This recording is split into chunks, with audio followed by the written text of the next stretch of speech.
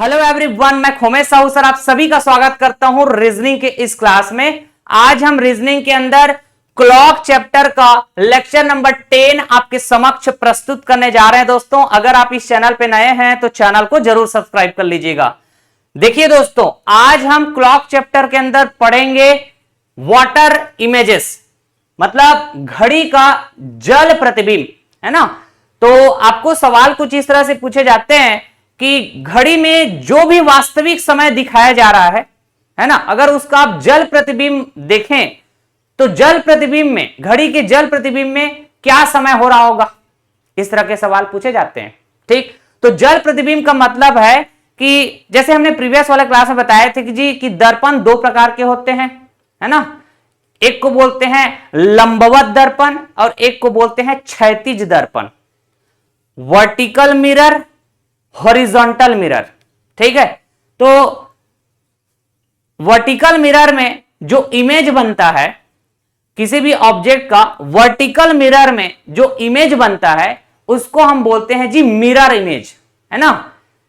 लंबवत दर्पण में किसी भी ऑब्जेक्ट का प्रतिबिंब बनना हम कहते हैं जी दर्पण प्रतिबिंब। बहुत अच्छे से सिखाए हैं आपको, हम दर्पण प्रतिबिंब पढ़ चुके हैं, घड़ी का दर्पण प्रतिबिंब प्रीवियस वाले क्लास लेक्चर नंबर 9 में। आज हम पढ़ेंगे लेक्चर नंबर 10 के अंदर जल प्रतिबिंब, किसी भी ऑब्जेक्ट का जल प्रतिबिंब। तो जल एक तरह का दर्पण की भांति काम करेगा। ठीक है, जो जल है ना, जो कि क्षैतिज होता है, हॉरिजॉन्टल, तो एक तरह से वो दर्पण होगा। तो जल में किसी भी ऑब्जेक्ट का छवि बनना, प्रतिबिंब बनना, उसको बोलते हैं हम उस ऑब्जेक्ट का जल प्रतिबिंब। तो यहां पे हमारा जो ऑब्जेक्ट है वो क्या होगा दोस्तों, घड़ी। तो घड़ी का जल प्रतिबिंब देखेंगे।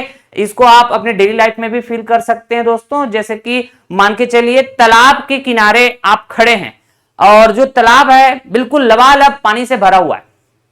ठीक है, तो आपने फील किया होगा कि तालाब में जो पानी मौजूद है, जो जल मौजूद है, उसमें ना आपका छवि बनता है। अगर आप तालाब के किनारे खड़े हैं, आपका इमेज बनता है, वही तो है जल प्रतिबिंब। ठीक है, वाटर इमेज। तो हम घड़ी से रिलेटेड सवाल देखेंगे दोस्तों, क्योंकि हमारा जो चैप्टर है वो घड़ी है। ठीक है, तो घड़ी से रिलेटेड वाटर इमेज का सवाल। तो हम कॉन्सेप्ट्स को पहले सीखेंगे, है ना। जो ट्रिक्स बताएंगे उसको ध्यानपूर्वक पहले समझे, पूरा ध्यान स्क्रीन में होना चाहिए। तो चलिए स्टार्ट करते हैं बिना देरी किए आज का यह सेशन। देखिए दोस्तों, हमने प्रीवियस वाले लेक्चर में आपको बताए थे जी दर्पण मुख्यतः दो प्रकार के होते हैं हमारे सब्जेक्ट पॉइंट ऑफ व्यू से। हमारे सब्जेक्ट के दृष्टिकोण से दर्पण दो प्रकार के होते हैं। एक को कहते हैं हम लंबवत दर्पण, ठीक है, दूसरे को कहेंगे क्षैतिज दर्पण। ठीक है, आप ऐसा समझ सकते हैं जमीन में लेटा हुआ है अगर दर्पण, मतलब ये क्षैतिज दर्पण है, हॉरिजॉन्टल मिरर।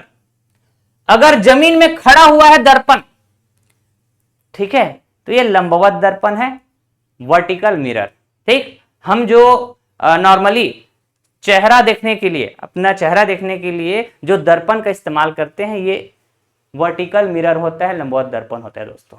ठीक है, अच्छा, तो देखिए मैंने कहा कि किसी भी ऑब्जेक्ट का मुख्य रूप से चार हिस्सा होता है, लेफ्ट, राइट, टॉप, बॉटम। ठीक, अब उस ऑब्जेक्ट का प्रतिबिंब देखना है ना। ये लंबवत दर्पण में और ये क्षैतिज दर्पण में। तो यहां जो प्रतिबिंब बनेगा इसको बोलेंगे दर्पण प्रतिबिंब। यहां जो प्रतिबिंब बनेगा इसको कहेंगे हम जली प्रतिबिंब। जली प्रतिबिंब क्यों बोलेंगे, क्योंकि जो जल होता है वो क्षैतिज होता है, जमीन के कांटेक्ट में होता है, बिल्कुल। ठीक है, जैसे जमीन क्षैतिज है तो जल भी क्षैतिज। अरे भाई साहब, पानी भरा हुआ है तालाब में तो पानी ऐसे ऐसे उसका लेवल होता है ना। ठीक है, हॉरिजॉन्टली। तो यहां पे ऑब्जेक्ट का प्रतिबिंब बनेगा उसको बोलेंगे आप जल प्रतिबिंब। यहां पे ऑब्जेक्ट का प्रतिबिंब बनेगा उसको बोलेंगे आप दर्पण प्रतिबिंब। ठीक, तो जो चार हिस्से होते हैं किसी भी ऑब्जेक्ट का, लेफ्ट, राइट, है ना, टॉप, बॉटम, जिसको आप हिंदी में कहते हैं बायां दायां, ऊपरी भाग, निचली भाग। तो जब आप प्रतिबिंब में देखेंगे, है ना, उस ऑब्जेक्ट का प्रतिबिंब देखेंगे तो भाई उन हिस्सों में बदलाव देखने को मिलेगा। मैंने कहा जी, अगर दर्पण प्रतिबिंब की बात करें तो आप समझिए कि ये चक्कू है ना, आप किसी ऑब्जेक्ट को काटेंगे, ऐसे लंबवत काटेंगे तो वो ऑब्जेक्ट दो हिस्से में बटेगा। एक हिस्सा राइट तरफ जाएगा, दूसरा हिस्सा लेफ्ट तरफ जाएगा। इससे क्या समझ में आया? इससे क्या समझ में आया? ठीक है, इससे यह समझ में आया दोस्तों कि किसी भी ऑब्जेक्ट का अगर आप दर्पण प्रतिबिंब देखेंगे, है ना, तो बायां और दायां भाग बदल जाएंगे, बायां और दायां भाग आपस में बदल जाएंगे। ठीक है, लेकिन अगर हम कहें टॉप वाला भाग और बॉटम वाला भाग, उस ऑब्जेक्ट का ऊपरी भाग और निचली भाग अपरिवर्तित रहेगा, यही बताए थे। अच्छा जी, मतलब हम समझ गए सर। अगर चक्कू से किसी ऑब्जेक्ट को हम कट करना चाह रहे हैं, ऐसे हॉरिजॉन्टली ऐसे कट करना चाह रहे हैं ऐसे, तो वो ऑब्जेक्ट दो हिस्से में बट जाएगा। ठीक है, एक हिस्सा जाएगा टॉप में तो दूसरा हिस्सा जाएगा जी बॉटम में। इसका मतलब क्या हुआ कि भाई साहब, अगर किसी भी ऑब्जेक्ट का आपको प्रतिबिंब देखना है इस क्षैतिज दर्पण में, तो प्रतिबिंब कौन सा प्रतिबिंब होगा? जल प्रतिबिंब, जिसमें उस ऑब्जेक्ट का ऊपरी भाग और निचली भाग आपस में बदल जाएंगे। तो कौन से भाग है जो अपरिवर्तित रहेंगे? तो आप कहेंगे जी लेफ्ट वाला और राइट वाला। तो ये बेसिक डिफरेंस एकदम क्लियर रहना चाहिए आपको, है ना। ये है जी दर्पण प्रतिबिंब, दर्पण प्रतिबिंब, जिसके बारे में हम बेहतरीन अंदाज में आपको सिखा चुके हैं प्रीवियस वाले क्लास में। घड़ी से रिलेटेड दर्पण प्रतिबिंब वाले सवाल, है ना, एक बेहतरीन कॉन्सेप्ट, एक स्मार्टनेस अप्रोच हमने सिखाए हैं अलग अलग फ्लेवर के सवालों के साथ। अच्छा जी, यहां हम बात करें तो जल प्रतिबिंब, जल प्रतिबिंब, और जो बात अभी मैंने समझाया आपको वही बात यहां पे, है ना, लिखी गई है साफ साफ शब्दों में, देख सकते हैं। दर्पण प्रतिबिंब में हमने घड़ी को लंबवत रूप में बांटा था, और घड़ी मतलब ऑब्जेक्ट, है ना, यहां पे हमारा ऑब्जेक्ट क्या होगा? घड़ी होगा, क्योंकि घड़ी चैप्टर पढ़ रहे हैं। तो दर्पण प्रतिबिंब में हमने घड़ी को लंबवत रूप में बांटा था, तो दो भाग मिला, लेफ्ट और राइट। ठीक है, तो लेफ्ट राइट आपस में बदल जाएंगे, लेकिन टॉप बॉटम अपरिवर्तित रहेंगे, ऐसे हम याद रख सकते हैं। ठीक है, अब जली प्रतिबिंब में घड़ी को हम कैसे बांटेंगे, कैसे विभाजित करेंगे दोस्तों? तो क्षैतिज रूप में, क्षैतिज रूप में विभाजित करेंगे। तो एक हिस्सा टॉप, एक हिस्सा बॉटम। तो टॉप और बॉटम ये आपस में बदल जाएंगे। ठीक है, इसका मतलब बायां और दायां अपरिवर्तित रहेंगे। ठीक है, लेफ्ट और राइट अपरिवर्तित रहेंगे। ठीक, तो हमने कहा जली प्रतिबिंब से संबंधित जो सवाल आते हैं उसको अटैक करने का क्या कॉन्सेप्ट्स होगा, क्या लॉजिक होगा या क्या ट्रिक होगा, ठीक है, उसको पहले हम सीख लेते हैं। तो कुछ थ्योरेटिकल बातें हैं, जो वही बातें हैं क्या जो मैंने बताया अभी थोड़ी देर पहले। जली प्रतिबिंब में ऊपर और नीचे के स्थान, जली प्रतिबिंब में ऊपर और नीचे के स्थान आपस में पलट जाते हैं, है ना। जल जो होता है हॉरिजॉन्टल होता है, क्षैतिज। ठीक है, तो जो भी ऑब्जेक्ट होगा क्षैतिज रूप से विभाजित होगा, एक भाग टॉप में जाएगा, दूसरा भाग बॉटम में। याद रखने का तरीका, ऊपरी हिस्सा निचली हिस्सा, इसका मतलब ये दोनों हिस्सा आपस में पलट जाएंगे। मतलब ओरिजिनल इमेज में टॉप का हिस्सा जैसा दिख रहा होगा, है ना, वो वाटर इमेज में बॉटम में दिखाई देगा।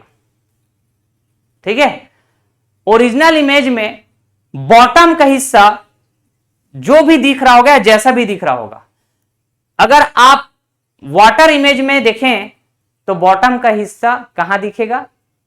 टॉप में दिखेगा।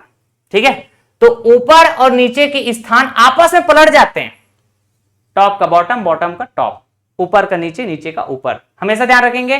अर्थात किसी वस्तु का ऊपरी भाग प्रतिबिंब में निचले स्थान पर दिखेगा, जबकि निचला भाग प्रतिबिंब में ऊपरी स्थान पर दिखेगा। जबकि दायां और बायां भाग, बोले तो राइट और लेफ्ट, ये अपरिवर्तित रहेगा। यही बात तो हमने बताया था, यही बात हमने बताया था। जल प्रतिबिंब से रिलेटेड कुछ एग्जाम्पल के साथ हम आपको कनेक्ट करना चाहेंगे। जैसे कि यहां पे सबसे पहली बात हम ये कहेंगे कि जल प्रतिबिंब आपको देखना है किसी भी ऑब्जेक्ट का, तो दर्पण की स्थिति कैसे होगी? क्या मजाक कर रहे हैं सर, वही बात तो इतने टाइम से आपने सीखा है। भाई साहब, दर्पण की स्थिति हॉरिजॉन्टल होंगे ना, ऐसे, ठीक है, हॉरिजॉन्टल होंगे। अगर आपको जल प्रतिबिंब देखना है किसी भी ऑब्जेक्ट का, ठीक है, तो दर्पण की स्थिति कैसे होंगे? क्षैतिज होंगे ऐसे। तभी तो टॉप और बॉटम आपस में बदल जाएंगे, है ना, लेफ्ट राइट अपरिवर्तित रहेंगे। ठीक है, तो यह क्षैतिज दर्पण प्रतिबिंब के समान होता है, मतलब जहां दर्पण वस्तु के नीचे रखा होता है। देख सकते हो वस्तु के नीचे रखा गया, लेकिन कैसा? क्षैतिज, हॉरिजॉन्टली रखा गया है। देखो, हॉरिजॉन्टल मिरर कहेंगे। मान लो ये रामलाल नाम का लड़का तालाब के किनारे खड़ा हुआ है, ठीक है, ये तो भाई जल में प्रतिबिंब बनेगा, मतलब जल एक दर्पण की भांति काम करेगा। तो प्रतिबिंब में ये रामलाल नाम का लड़का कैसे दिखाई देगा? तो भाई पहले सर ऊपर था, ओरिजिनल इमेज में सर ऊपर था, तो जल प्रतिबिंब में सर नीचे हो जाएगा। यही बात है। ओरिजिनल इमेज में, रियल इमेज में इसका जो पैर था नीचे था, तो भाई जल प्रतिबिंब में पैर ऊपर दिखाई देगा। आप फील भी किए होंगे कई बार, है ना? नहीं किए होंगे तो तालाब के किनारे खड़ा हो जाइएगा और जल में अपना फोटो देखिएगा, वही तो आपकी छवि है, वही आपकी इमेज, प्रतिबिंब, जल प्रतिबिंब।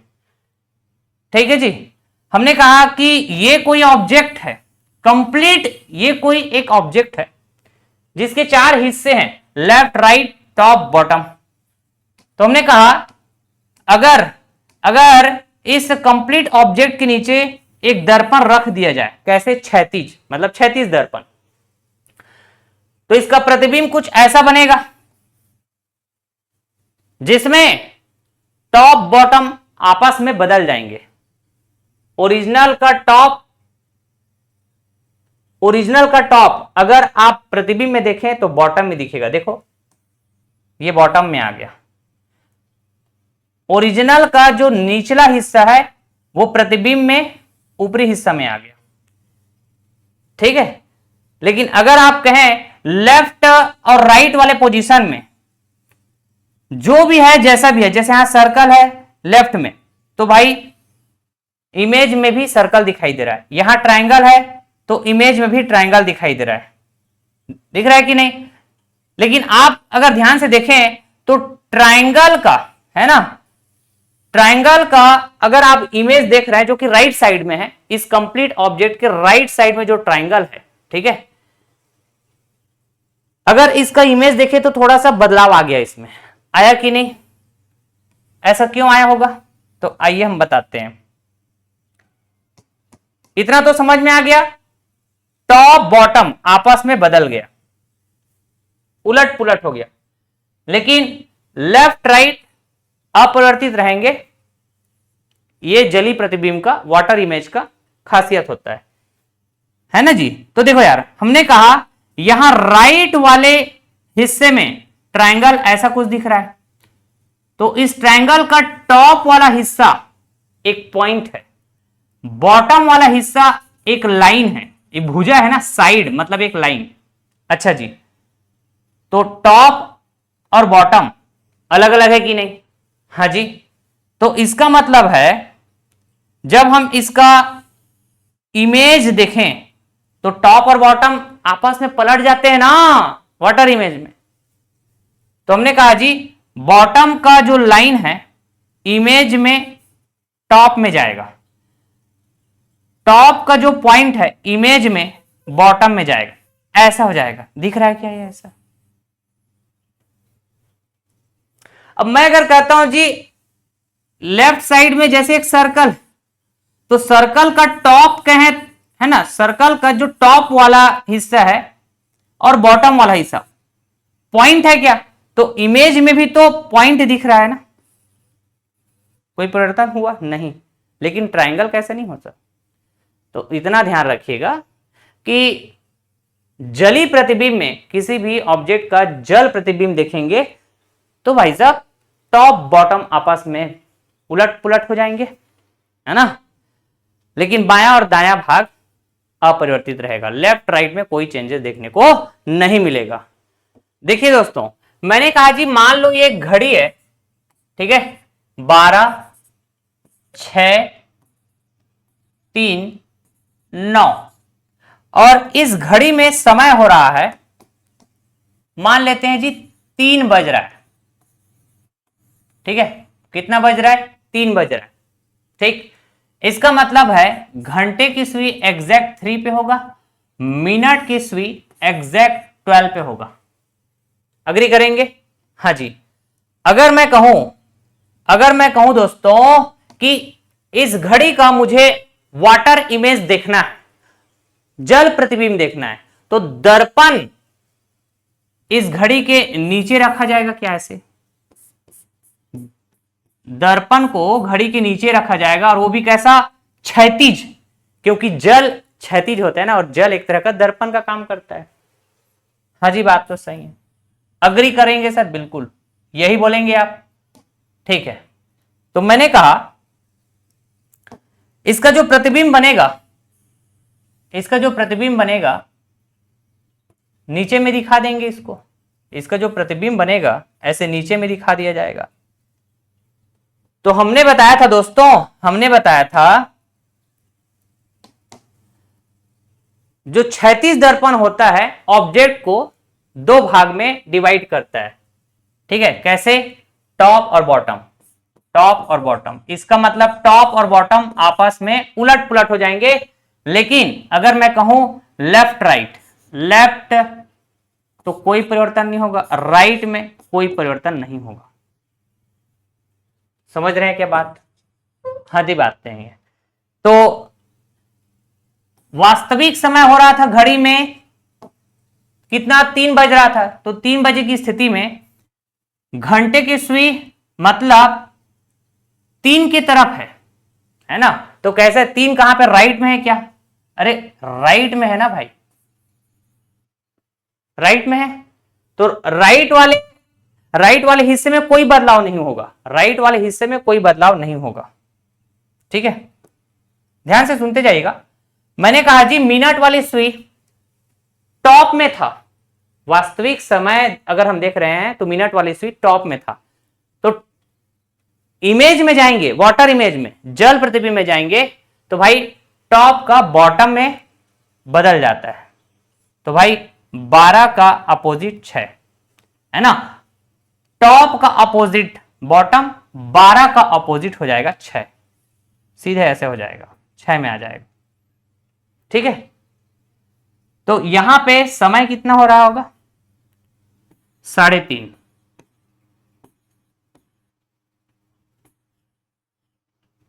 ठीक है।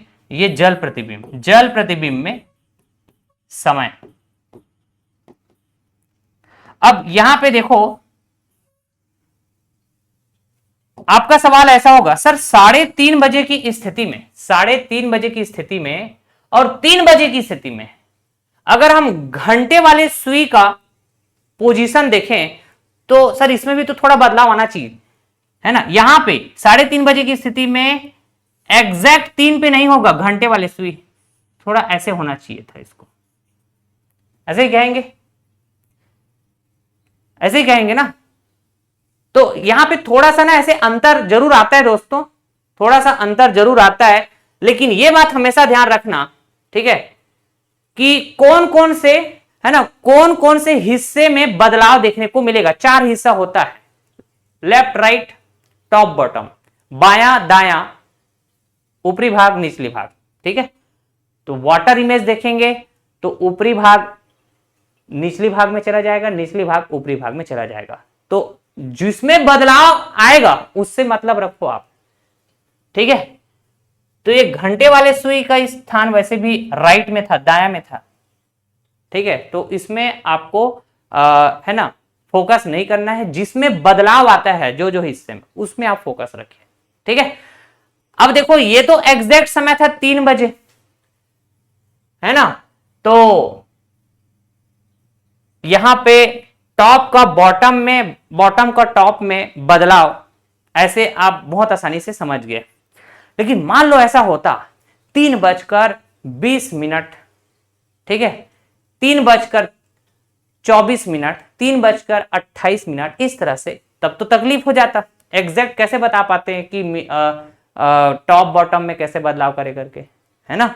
तो इन तकलीफ से बचने के लिए, ऐसे तकलीफ से बचने के लिए फिर हम यहाँ पे कुछ कॉन्सेप्ट्स, कुछ लॉजिक या फिर कुछ फार्मूले का इस्तेमाल करते हैं, ठीक है। कोई बहुत बड़ा फार्मूला नहीं है, जैसे कि हम घड़ी से रिलेटेड दर्पण प्रतिबिंब के सवालों को अटैक करने का जो हम ट्रिक बताए थे, वैसे ही ट्रिक यहां पर भी हम इस्तेमाल करेंगे दोस्तों, ठीक।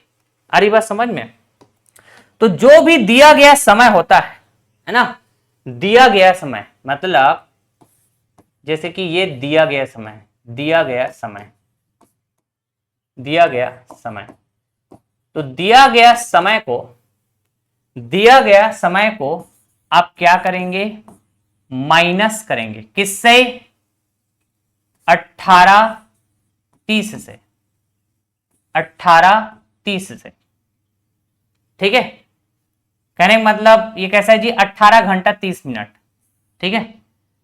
इसे माइनस करना है आपको, तो मिनट वाले को मिनट वाले से और घंटे वाले को घंटे वाले से। ये है आवर हैंड, ठीक है, ये है जी मिनट हैंड।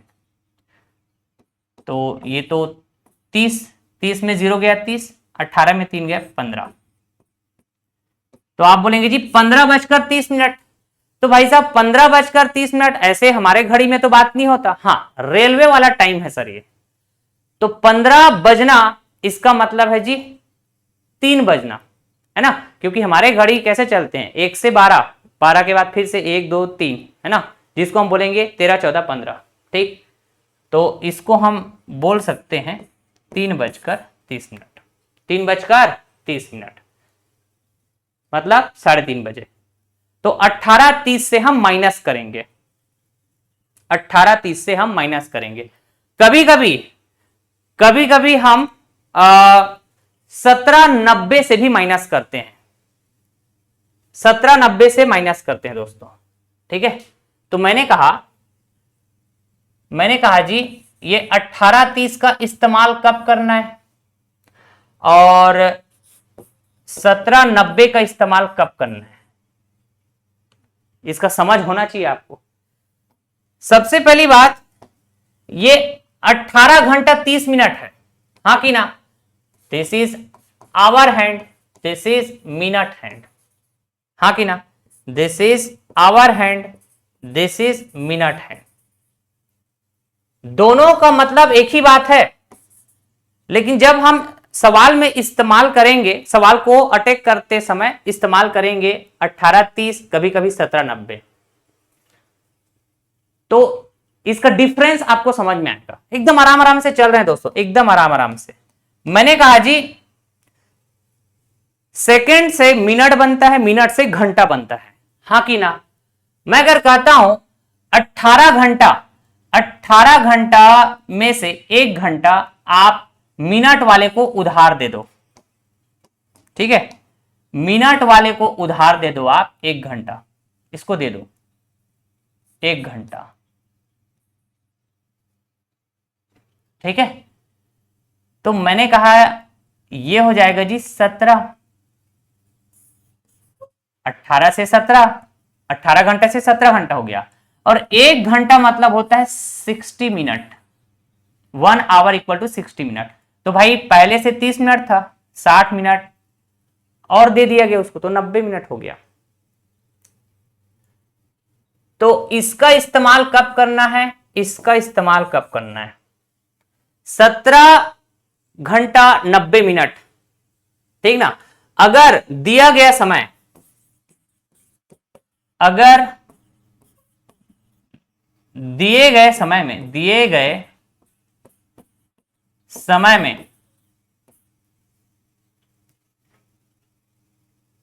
मिनट, अगर दिए गए समय में मिनट ये कैसा हो, 30 से अधिक हो, 30 से अधिक, 30 से अधिक, ठीक है। अगर दिए गए समय में, अगर दिए गए समय में जो मिनट है, जैसे कि 8:40 मिनट, 7:35 मिनट, ठीक है, मतलब 30 से अधिक मिनट कैसा हो, 30 से अधिक हो, तो हम यहां पे 17:90 का इस्तेमाल करेंगे, 17 घंटे 90 मिनट। इसका इस्तेमाल क्यों नहीं कर सकते, क्योंकि अगर मिनट है ना, अगर मिनट 30 से अधिक है तो हमने कहा जी दिए गए समय को हम 18:30 से माइनस करते हैं। दिए गए समय को, ये दिया गया समय था, 18:30 से माइनस किया। अगर यही 3:40 मिनट होता तो 30 - 40, ऐसा तो हम कर ही नहीं पाएंगे, है ना। तो हमको इस वजह से ना दोस्तों यहां पे थोड़ा सा मॉडिफाई करना पड़ता है ना। 18:30 ना लेकर हम क्या लेंगे, 17:90। तो अब समझ में आ गया होगा। अगर दिए गए समय में, अगर दिए गए समय में, इधर आ जाओ, अगर दिए गए समय में मिनट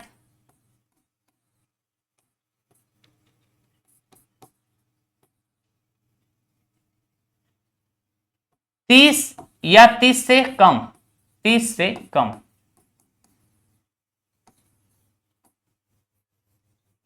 ठीक है जी, आ रही है बात समझ में, ठीक ना। चलिए, तो यही बात यहां पर भी लिखा गया दोस्तों। ये बेसिकली ट्रिक है जो हमने आपको बताया। किसी भी दिए गए समय का जल प्रतिबिंब प्राप्त करने के लिए या जल प्रतिबिंब से वास्तविक समय प्राप्त करने के लिए हम 18:30 या 17:90 में से दिए गए समय को घटा देंगे। कभी कभी हम 18:30 से घटाएंगे दिए गए समय को, कभी कभी हम 17:90 से घटाएंगे, ठीक है। यही बात यहां पे हमने बताया, हाँ कि ना। 17:90 से कब घटाएंगे, तो इसके लिए हमने बताया दिए, यदि दिए गए समय में मिनट 30 से ज्यादा है तब 17:90 में से घटाएंगे। ये नोट पॉइंट में आपको दिख रहा है, नोट पॉइंट का पहला नंबर वाला नोट, यदि दिए गए समय में मिनट 30 से ज्यादा है तब 17:90 में से घटाएंगे, ठीक है ना। और दूसरा वाला नोट पॉइंट हम आपको सवाल सॉल्व करते समय बताएंगे दोस्तों, अलग अलग फ्लेवर के सवाल आएंगे, तो मैं बता देता हूं यहां रीड करके। जब प्रश्न में कहा जाए कि घड़ी को दर्पण के सामने उल्टा रखा गया, है ना, वैसे तो जल प्रतिबिंब देखना है, अगर आपको घड़ी का जल प्रतिबिंब देखना है तो भाई घड़ी के नीचे रखा जाता है दर्पण को, लेकिन यहां पे एक नोट पॉइंट है, जब प्रश्न में कहा जाए कि घड़ी को दर्पण के सामने लेकिन उल्टा रखा गया है, तब ऐसे प्रश्न जल प्रतिबिंब से होते हैं, ठीक है ना। अगर एक घड़ी है जिसको दर्पण के सामने रख दिए तो जो प्रतिबिंब बनेगा वो दर्पण प्रतिबिंब, लेकिन मैंने ये नहीं कहा घड़ी को आपको दर्पण के सामने रखना है, ये नहीं कहा। मैंने कहा अगर घड़ी को दर्पण के सामने उल्टा रखा गया है, इसका मतलब ऐसे प्रश्न जल प्रतिबिंब से होते हैं, ठीक है। तो हम 18:30 या 17:90 से माइनस करेंगे दिए गए समय को, और दर्पण प्रतिबिंब पता करने के लिए या दर्पण प्रतिबिंब से रिलेटेड सवाल के लिए हम कैसे करते थे, 11:60 से माइनस करते थे, ठीक है ना। किससे माइनस करते थे, 11:60 से। तो प्रीवियस वाले लेक्चर जरूर विजिट कर लीजिएगा दोस्तों, है ना, कनेक्टिविटी वाला पार्ट मजबूत साबित होगा, यकीन मानिए। चलिए धड़ाधड़ सवाल उड़ाते चलते हैं। यदि किसी घड़ी में 3 बजे हो तो 36 दर्पण में कितना बजेगा? 36 दर्पण बोल रहा है मतलब 36 दर्पण बोल रहा है मतलब यहां पे कौन सा प्रतिबिंब बनेगा? जल प्रतिबिंब, बोले तो वाटर इमेज। तो हमने कहा जी 1830 से माइनस करें कि 1790 से माइनस करें, तो यहां पे 3 बज रहा है, ठीक है ना। तो जो मिनट है, मिनट दिए गए समय मिनट है, 0 मिनट है, मतलब 30 या 30 से कम है अगर मिनट, तो हम बोलेंगे 1830 से माइनस करेंगे, ठीक ना।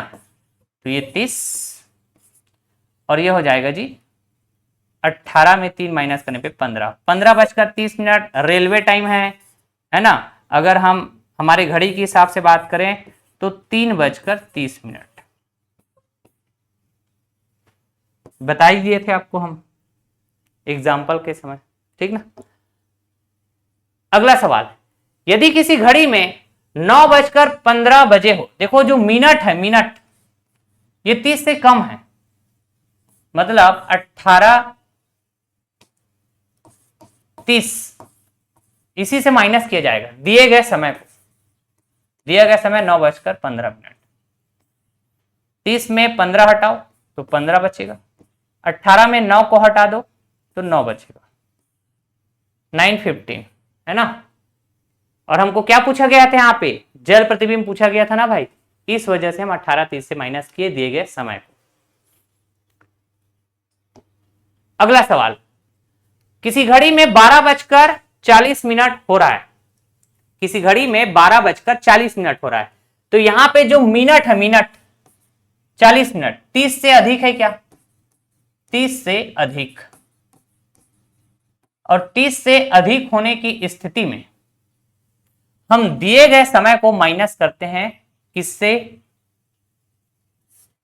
18:30 से नहीं, हम माइनस करते हैं 1790 से, ठीक है। और दिया गया समय क्या है? 12:40 मिनट, 12:40 मिनट। समझ रहे दोस्तों? तो हमने कहा जी 90 - 40, 90 - 40 हो जाएगा 50,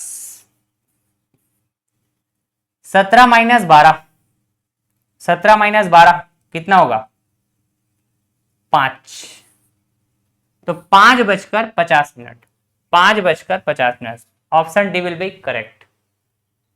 18:30 से माइनस क्यों नहीं किए?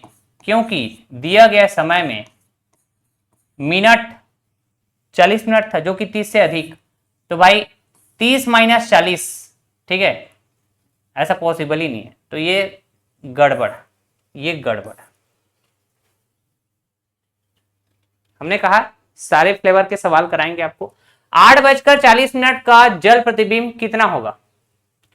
8:40 बोल रहा है ना, तो अब समझिए सर, 1790 से माइनस करेंगे, क्योंकि ये 40 मिनट बोल रहा है, 30 मिनट से अधिक है, तो 1790 से माइनस करेंगे।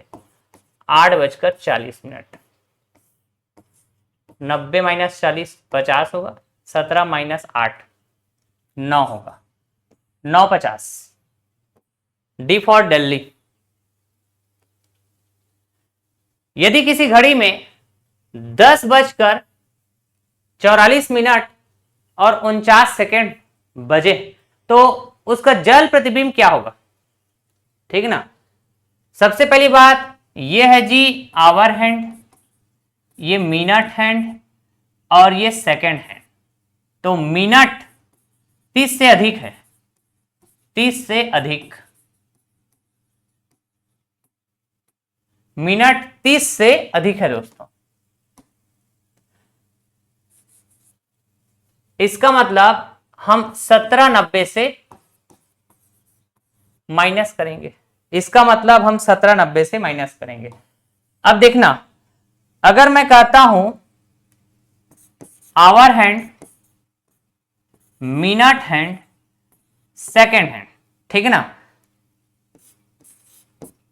तो मैं अगर 1790 से माइनस करने जा रहा हूं दोस्तों, तो ये गलत होगा, क्योंकि दिए गए समय दिए गए समय में घंटे की भी बात हो रही है, मिनट की भी बात हो रही है, सेकंड की भी बात हो रही है।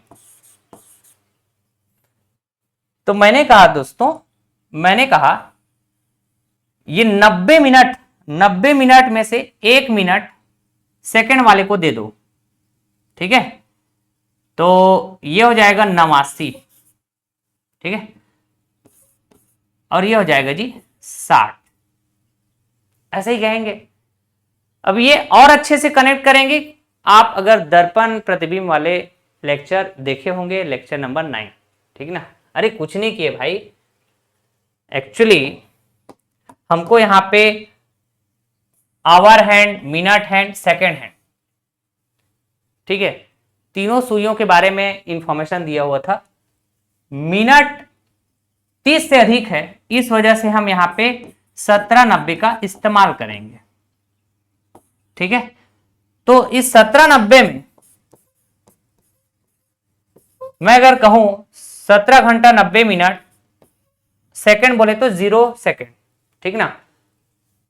तो हमने कहा 90 मिनट में से 1 मिनट आप किसको दे दो, सेकंड वाले को, तो 1 मिनट होता है 60 सेकंड। यही बात तो यहां पे है, यहां पर है ना भाई, यही बात। तो हम यहां पे 17 89 60 इससे माइनस करेंगे दिए गए समय को, तो ये कितना हो जाएगा, 11 हो जाएगा। 60 में 49 माइनस करो 11, अच्छा जी, 9 में 4 माइनस करने पे 5, 8 में 4 माइनस करने पे 4, 17 में 10 माइनस करने पे 7, 7:45 मिनट 11 सेकेंड, ठीक है। This is hour hand, this is minute hand, this is second hand, ठीक है। तो हमने कहा जी आवर वाले को आवर से माइनस करेंगे, मिनट वाले को मिनट से माइनस करेंगे, सेकेंड वाले को सेकेंड से माइनस करेंगे, ठीक ना। ऐसा कभी मत करना, यहां पे सेकेंड वाला थोड़ा छोटा हो रहा है तो मिनट वाले से मैं उधार ले लेता हूं, है ना। ऐसे हम कैरी नहीं लेंगे, उधार नहीं लेंगे ना, ठीक है जी। हमेशा सेकंड को सेकंड से माइनस करना, मिनट को मिनट से, घंटे को घंटे से, ठीक है। हम इस तरह के सवाल किए हैं दर्पण प्रतिबिंब, घड़ी के दर्पण प्रतिबिंब में बहुत सारे फ्लेवर के सवाल कराए हैं, तो इस तरह के हमने सवाल किए हैं, ठीक। एक घड़ी में वास्तविक समय 3:45 मिनट। अब यहां पे फिर से 45 मिनट की बात हुई है, जो कि 30 से अधिक है, 30 से अधिक, ठीक ना। तो 30 से अधिक मतलब 1790 वाले में जाएंगे, दिया गया समय 3:45, 1790 से माइनस करो 3:45 को, 90 माइनस 45 45 हो जाएगा, 17 minus 3 14, 14:45 minute. This is railway time, है ना। 13 बजना मतलब 1 बजना, ठीक है ना जी। 14 बजना मतलब 2 बजना, तो आप कह देंगे 2:45 मिनट। तो जैसा ऑप्शन में समय दिया गया है उस हिसाब से हम बात करेंगे। 2:45 मिनट। एक घड़ी में जल प्रतिबिंब का समय 3:10 मिनट हो रहा है, तो उसका वास्तविक समय क्या होगा। देखो, चाहे आपको जल प्रतिबिंब से चाहे आपको जल प्रतिबिंब का समय दिया हो और वास्तविक समय पूछा गया हो, जैसे यहां पे, या फिर आपको वास्तविक समय दिया गया है और पूछा गया है जल प्रतिबिंब का समय, दोनों ही स्थिति में हम सेम कॉन्सेप्ट का इस्तेमाल करेंगे। हमने यहां पे साफ साफ शब्दों में आपको बताए थे दोस्तों, इधर आ जाओ। किसी भी दिए गए समय का जल प्रतिबिंब, किसी भी दिए गए समय का जल प्रतिबिंब प्राप्त करने के लिए या फिर जल प्रतिबिंब से वास्तविक समय प्राप्त करने के लिए हम 1830 या 1790 में से दिए गए समय को घटा देंगे, ठीक है। दो ही बात होता है ना, दिया गया समय तो पूछा जाएगा आपको, हो सकता है वास्तविक समय पूछे, हो सकता है प्रतिबिंब वाला समय। समझ रहे हैं क्या? अगर दिया गया समय वास्तविक समय है मतलब आपको प्रतिबिंब वाला समय पूछ रहा है, अगर दिया गया समय प्रतिबिंब वाला समय तो आपको वास्तविक समय पूछ रहा है। तो दोनों ही स्थिति में सेम कॉन्सेप्ट सेम ट्रिक का हम इस्तेमाल करेंगे। Is that clear? इधर आओ, समय दिया गया है 3:10, इसको माइनस करो। किससे करेंगे बताइए? 18:30 से माइनस करेंगे, ठीक है ना?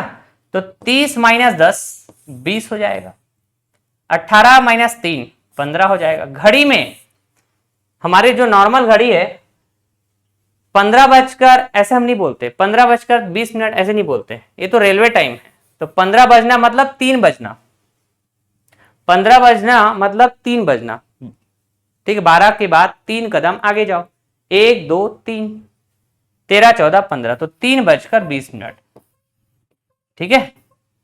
तो ऑप्शन, अच्छा ऑप्शन में या तो 3:20 दिया रहेगा या तो 15:20, दोनों करेक्ट है, लेकिन दोनों करेक्ट आंसर एक साथ नहीं दिखेंगे ना भाई, समझ गए? तो 3:20, A for Agra, A for Agra. अगला, एक घड़ी में जल प्रतिबिंब का समय 5:15 हो रहा है, तो इसका वास्तविक समय क्या होगा? 5:15 तो यहां पे जो मिनट है ना, 30 से कम है, 30 से कम है, ये जो मिनट है ना 30 से कम है, मतलब हम इस्तेमाल करेंगे 18:30, ठीक। तो ये आवर हैंड, ये मिनट हैंड, यही कहेंगे दोस्तों। हाँ जी, बात तो सही है, लेकिन आवर हैंड, मिनट हैंड और सेकंड हैंड तीनों की बात हुई ना यहाँ पे, ठीक है। तो इसको थोड़ा हम मॉडिफाई करेंगे। हम क्या करेंगे दोस्तों, थोड़ा लॉजिक इस्तेमाल करें आप।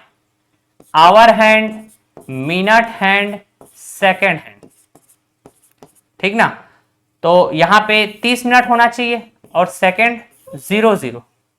तो मैंने कहा जी सेकंड भी तो पिक्चर में आना चाहिए, तो 30 में से 1 मिनट उधार दे दो, किसको? सेकंड वाले को। तो आप क्या बोल देंगे? 29 मिनट, और ये हो जाएगा जी 60 सेकंड, ठीक है। तो 18 घंटा 30 मिनट कहिए या 18 घंटा 29 मिनट 60 सेकंड, बात एक ही है।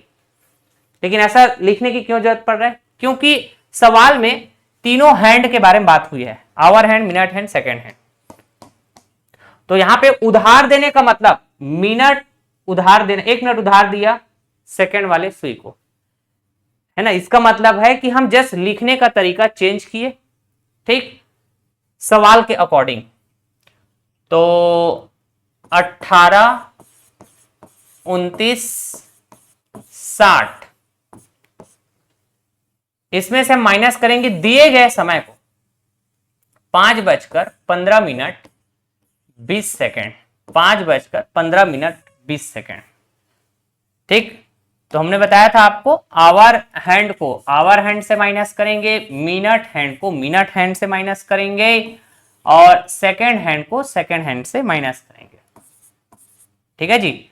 तो 60 में 20, अरे 60 में 20 माइनस करने से 40, 29 में 15 माइनस करने से 14, 14 और 15 29, 18 में 5 माइनस करने से 13 5 18 13, तो 13 नहीं बचता हमारे घड़ी में, 13 नहीं बचता भाई, वो तो रेलवे टाइम।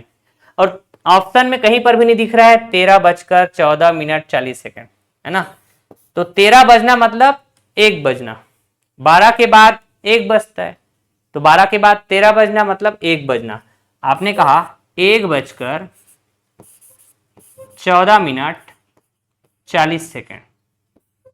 ये भी करेक्ट आंसर है, ये भी करेक्ट आंसर, दोनों करेक्ट आंसर एक साथ नहीं दिखते। ऑप्शंस में 2 करेक्ट आंसर एक साथ नहीं दिखते। तो देखो कौन सा वाला दिख रहा है, 1:14:40। चलिए दोस्तों, जैसे कि हमने आपको बताए थे, याद करिए, जब प्रश्न में कहा जाए कि घड़ी को दर्पण के सामने उल्टा रखा गया हो, तो ऐसे प्रश्न जल प्रतिबिंब से होते हैं, जल प्रतिबिंब वाले सवाल होते हैं। और जल प्रतिबिंब वाले सवाल होते हैं मतलब आपको कॉन्सेप्ट इस्तेमाल करना है, 18:30 से माइनस करना या 17:90 से माइनस करना दिए गए समय को, यही कहते हैं। चलिए एक एग्जाम्पल के साथ कनेक्ट कर लेते हैं हम, ठीक ना। एक घड़ी में केवल 3, 6, 9 और 12 के स्थान पर बिंदु लगे हैं, ठीक है। उस घड़ी को दर्पण के सामने उल्टा रखा गया है, ठीक ना। घड़ी में 3, 6, 9, 12 इसके स्थान पर बिंदु लगे हुए हैं।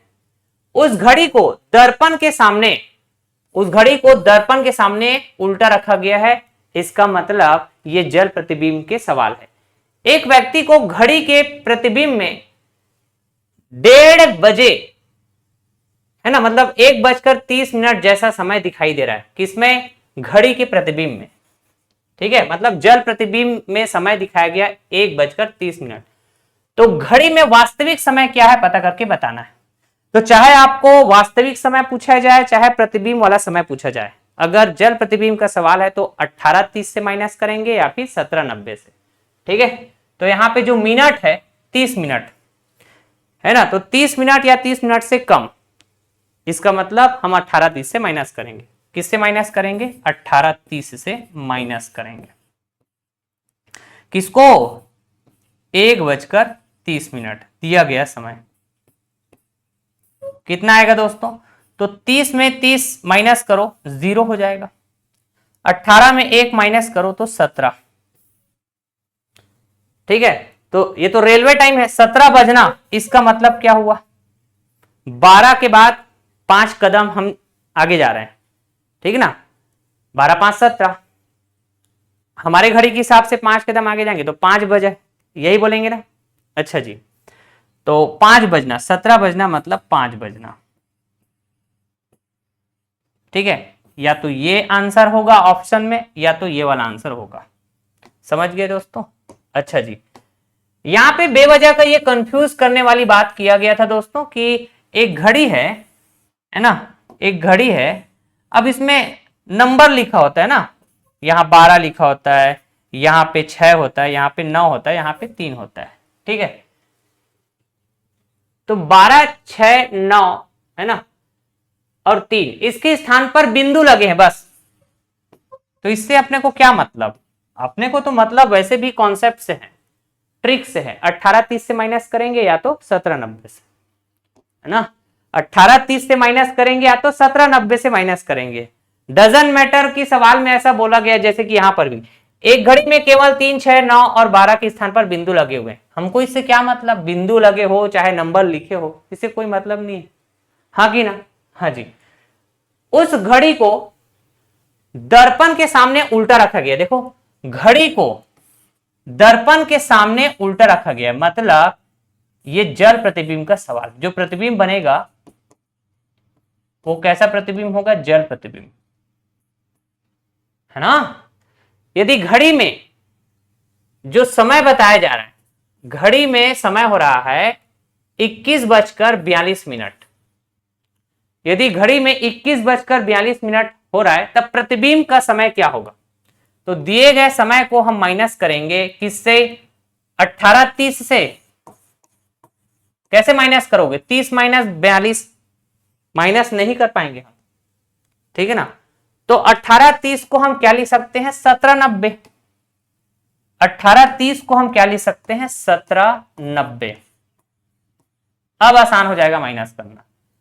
90 में 42 माइनस करेंगे, 90 में 40 हटाओ, 50 बचेगा। 50 में 2 और माइनस करो तो 48, है ना। अब देखो यार, मिनट वाला तो माइनस हो गया, 90 माइनस 42 48 हो गया।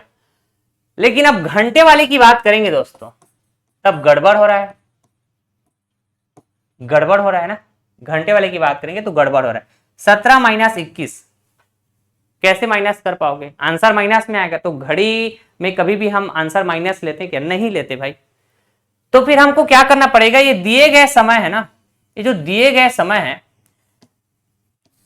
एक्चुअली ये रेलवे वाला समय है 21:42, 21:42, इसको आप क्या लिख सकते हैं 21:42 रेलवे समय। तो 12 के बाद 13, 14, 15, 16, 17, 18, 19, 20, 21 है ना, मतलब कुल मिला के 9 घंटा हम आगे जा रहे हैं 12 के बाद, इसका मतलब 9:42, ऐसा लिख सकते हैं इसको। दोनों का मतलब सेम बात है, हमारे घड़ी में 9:42 हो रहा है, तो इसी को रेलवे वाले समय के हिसाब से देखेंगे तो 21:42। अब यहां पे घंटा भी माइनस हो जाएगा, 17 - 9, और मिनट तो माइनस हो ही जा रहा था, हो जा रहा था 90 - 42 48 है ना, 17 - 9 करें तो 8 हो जाएगा, 8:48। Yes, this is our answer, 8:48। हर एक फ्लेवर के सवाल हम आपसे डिस्कस करेंगे दोस्तों, ठीक है, हर एक पैटर्न के सवाल, यकीन मानिए, सो दैट किसी भी तरह का कंफ्यूजन आपके दिमाग में न रहे, ठीक, कॉन्सेप्ट्स को अप्लाई करने में या फिर सवाल के लैंग्वेज में आपको कंफ्यूजन ना हो, तो हर एक तरह के सवाल हम आपको करा रहे हैं। अब चलो, ऐसे वाले सवाल भी कर चुके हम, कैलकुलेशन वाला ट्रिक बताए थे हम, है ना जी, एक घड़ी में केवल 3, 6, 9, 12 के स्थान पर, अरे यार ये बेवजह की बात है, इसमें ध्यान देने की जरूरत नहीं। उस घड़ी को दर्पण के सामने उल्टा रखा गया, फिर से उल्टा रख दिया गया है, मतलब ये जल प्रतिबिंब का सवाल। एक व्यक्ति की घड़ी के प्रतिबिंब में, है ना, एक व्यक्ति को घड़ी के प्रतिबिंब में, एक्चुअली ऐसा है ना, ठीक है, एक व्यक्ति की घड़ी के प्रतिबिंब में 8:46 सही 4/11 जैसा समय दिखाई दे रहा है, प्रतिबिंब वाला समय दिया गया है, तो वास्तविक समय पूछा जा रहा है। तो 8:46, 46 मिनट और कुछ है, 8:46 सही 4/11। सबसे पहली बात, 30 मिनट से अधिक है क्या, 46 सही 4/11 30 मिनट से अधिक है, मतलब हम यहाँ पे 1790 का इस्तेमाल करेंगे, 1790 का इस्तेमाल करेंगे, ठीक है, और 1790 से हम माइनस कर देंगे दिए गए समय 8:46 सहित 4/11। This is minute hand, this is hour hand. आप चाहे तो बेसिक से सॉल्व कर लो, हमने कहा जी मिनट वाले को मिनट से माइनस करेंगे तो 90 माइनस, इसको लिख सकते हैं 46 + 4/11, माइनस अंदर जाके मल्टीप्लाई होगा तो -46 - 4/11। बेसिक से सॉल्व करो इसको। हमने आपको कैलकुलेशन फास्ट करने का एक ट्रिक बताए थे ऐसे सिचुएशन में, है ना, इसलिए बोलते हैं हम क्लासेस आप सीक्वेंस में फॉलो करेंगे, आपका जो अंडरस्टैंडिंग वाला पार्ट है, जो अप्रोच वाला पार्ट है, वो मजबूत साबित होगा। जब भी ऐसे फ्रैक्शन में हो, ठीक है, तो हमने कहा फ्रैक्शन वाले में जो कंप्लीट नंबर रहता है इसको एक बढ़ा दो, 46 से 47, ठीक है, अरे बस समझ में। तो हमने कहा जी 90 - 47 करो, 90 - 47 कितना होगा दोस्तों, 90 - 47। 90 में 40 माइनस करने से 50 बचेगा, 50 में 7 और माइनस करो 43, 43 और 47 90 हो जाएगा। तो हमने कहा जी 90 - 47 हो गया 43। फिर बारी आई भिन्न वाला, फ्रैक्शन वाला, तो दोनों नंबर को आपस में माइनस करो और डिवाइड कर दो नीचे वाले नंबर से, 11 - 4 7, 7/11 हो गया, ऐसे करना है, ठीक है। फ्रैक्शन वाले नंबर में जो कंप्लीट नंबर है उसमें एक बढ़ा दो, फिर माइनस करो, और जो फ्रैक्शन में दो नंबर दिखेंगे ऊपर और नीचे, उसको आपस में माइनस करके डिवाइड करना है जो नीचे में लिखा गया है, यही बात तो है। हाँ जी, अब घंटे में आ जाओ, 17 - 8 9, 9:43 सही 60/11 मिनट, 9:43 सही 7/11 minute. Option A will be correct, A for Agra. ठीक है, तो इस तरह से हमारा घड़ी वाला चैप्टर सक्सेसफुली फिनिश हो गया दोस्तों। सक्सेसफुली हमने टोटल 10 नंबर ऑफ लेक्चर्स आपको प्रोवाइड किए। ठीक, अगर आप ये लेक्चर देख रहे हैं डायरेक्टली, ठीक है, इसका मतलब यह है कि आपने 9 लेक्चर्स नहीं देखे हैं। तो प्लेलिस्ट बना हुआ है घड़ी का, आप प्लेलिस्ट जाके विजिट करें। और आपसे मेरा रिक्वेस्ट है कि आप बेहतरीन अंदाज में सीखना चाहते हैं, ठीक है, तो आप ना लेक्चर सीक्वेंस से देखें और लेक्चर एंड तक देखें। स्किप करके भगा भगा के नहीं देखना है आपको। हाँ, थोड़ा सा अच्छे से समझ आने लग गया है, 1-2 लेक्चर देखने के बाद आपका कनेक्टिविटी वाला पार्ट मजबूत हो गया, तो अगले लेक्चर से, है ना, जरूर आप स्पीड बढ़ा दीजिए। चाहो तो 2x स्पीड में देख लीजिए, लेकिन कंटिन्यू देखना, है ना, स्किप मत करना। नहीं तो फिर आपके जो कॉन्सेप्ट है, जो अप्रोच है, वो फिर लैक होना चालू हो जाएगा। समझ रहे हैं? ठीक, तो हर लेक्चर में कुछ ना कुछ नई बातें आपको सिखाया जाता है, बताया जाता है, नए फ्लेवर के सवाल आते हैं, ठीक है, और कुछ पुराने बातों को हम कनेक्ट करते हुए नए कॉन्सेप्ट भी बताते हैं। इंटर रिलेटेड होते हैं सारे के सारे लेक्चर एक दूसरे से। तो आप बीच से देखेंगे या फिर लेक्चर्स स्किप कर करके देखेंगे तो नहीं सीख पाएंगे, यकीन मानिए। ठीक है, तो हमारा घड़ी चैप्टर भी फिनिश हो गया दोस्तों। तो मैंने कहा कि घड़ी चैप्टर ये हमारा लास्ट चैप्टर होगा वर्बल सेक्शन का। ठीक है, और वर्बल सेक्शन से ही ज्यादातर सवाल आते हैं दोस्तों। ठीक, आपके मैक्सिमम एग्जाम चाहे वो व्यापम का हो, ठीक है ना, चाहे पीएससी का हो। ठीक, अगर हम व्यापम और पीएससी की बात करें तो मान के चलिए आपके 90% 90 से 95% चांसेस होते हैं, ठीक है, कि वर्बल सेक्शन से ही सवाल पूछे आपसे। वर्बल सेक्शन में हमने आपको पढ़ाए, अल्फाबेट से चालू किए थे, फिर सीरीज पढ़े, number series, alphabet series, mixed series, ठीक है ना। उसके बाद फिर हम आपको क्विज टेबल पढ़ाएं, ठीक है ना। क्विज टेबल के बाद हमने आपको पढ़ाए पासा पढ़ाए थे, डाइस, ठीक है ना। फिर ब्लड रिलेशन पढ़ाएं, ठीक है, सेटिंग अरेंजमेंट पढ़ाएं, ठीक। उसके बाद फिर हम रैंकिंग पढ़ाएं आपको, कोडिंग डिकोडिंग, हाँ ये तो मिस हो गया, पढ़ाए हैं भाई, कोडिंग डिकोडिंग भी पढ़ाए हैं, alphabet coding decoding, numbers coding decoding, mixed coding decoding, हर एक एकदम सीक्वेंस में, है ना। आपको ऐसा लगेगा कि पेड क्लास हम पढ़ रहे हैं करके, ठीक है, क्योंकि हम प्रॉपर क्लास नोट्स पीडीएफ भी आपको प्रोवाइड करते हैं दोस्तों, ठीक ना। सारे जितने भी हम पढ़ाए हैं आपको वर्बल सेक्शन में, पूरे चैप्टर्स का आपको क्लास नोट्स पीडीएफ सीक्वेंस में मिल जाएगा। हमारे टेलीग्राम चैनल विजिट करना होगा, वहां ज्वाइन कर लीजिएगा। Telegram channel maths academy by Umesh sir, ये हमारा ऑफिशियल टेलीग्राम चैनल है। वीडियो के डिस्क्रिप्शन बॉक्स में लिंक भी अवेलेबल है, सर्च करके भी ज्वाइन कर लीजिएगा, ठीक है। आपको जैसे जैसे हम चैप्टर कंप्लीट कराए हैं, तो चैप्टर कंप्लीट होने के बाद, है ना, हम क्लास नोट्स पीडीएफ भी दिए, ठीक है। तो इस तरह के फिर हम पढ़े दोस्तों, ये भी घड़ी पढ़े, इससे पहले हमने कैलेंडर पढ़े, शब्दों का तार्किक क्रम पढ़े थे, ठीक है, शब्दों का तार्किक क्रम जिसको हम लॉजिकल सीक्वेंस कहते हैं, logical sequence of the word, logical sequence of the numbers. फिर हम ऑड वन आउट पढ़े थे, विषम को पहचानना, ठीक ना, इस तरह से। तो कुछ चैप्टर के नाम ऐसे मेरे मिस हो जा रहा होगा, लेकिन मैं पूरा पढ़ा दिया हूं मैं, ठीक है, पूरा वर्बल सेक्शन। कुछ ऐसे जैसे कि एनोलॉजी तो मैं पढ़ा ही दिया हूं, एनोलॉजी भी हो चुका है, सब एवरीथिंग हैज फिनिश्ड।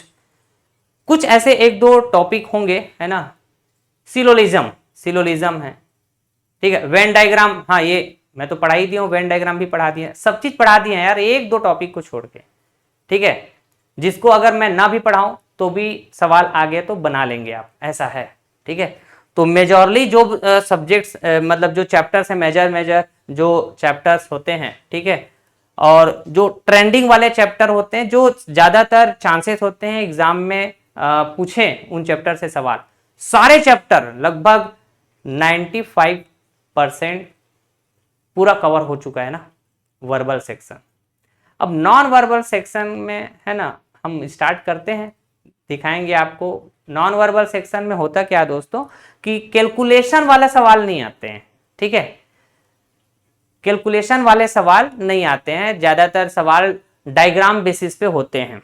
ठीक है, जैसे पेपर फोल्डिंग वाले सवाल होते हैं, फिगर्स मर्जिंग वाले सवाल होते हैं, 4 फिगर दिए हुए हैं, चारों को मर्ज करो तो फाइनल फिगर कैसा दिखेगा, ऐसा कुछ 1-2 चैप्टर है जिसमें जरूर कैलकुलेशन देखने को मिलते हैं, जैसे कि number of lines, number of triangles बताओ। ठीक है, त्रिभुजों की संख्या कितनी है दी गई फिगर में, दी गई फिगर में आयत की संख्या बतानी है, वर्ग की संख्या बतानी है, इस तरह से। ठीक है, और वाटर इमेज, मिरर इमेज, ये एक्चुअली नॉन वर्बल में एक चैप्टर की तरह पढ़ेंगे आप। अभी तो हम घड़ी के अंदर वाटर इमेज और मिरर इमेज के सवाल देखे हैं, कॉन्सेप्ट्स देखे हैं, लेकिन वाटर इमेज और मिरर इमेज एक चैप्टर होता है नॉन वर्बल सेक्शन का। ठीक है, तो चलिए इसी के साथ हम रीजनिंग का वर्बल सेक्शन ये मानकर चल रहे हैं कि पूरा का पूरा फिनिश हो गया है। ठीक है, सिलोलिज्म जैसे 1-2 चैप्टर बचे हुए वो मैं करा दूंगा आपको।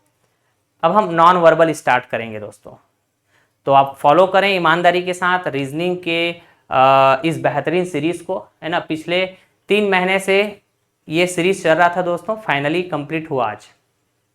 ठीक है, एकदम सीक्वेंस में चैप्टर वाइज हम प्लेलिस्ट भी मेंटेन किए हैं, सारे चैप्टर के प्लेलिस्ट बना हुआ है सीक्वेंस में, मजा आ जाएगा। अगर चैनल पे नए हैं तो चैनल को सब्सक्राइब कर लीजिएगा, ज़्यादा से ज़्यादा लोगों में आप शेयर कर दीजिएगा वीडियो के लिंक को, है ना।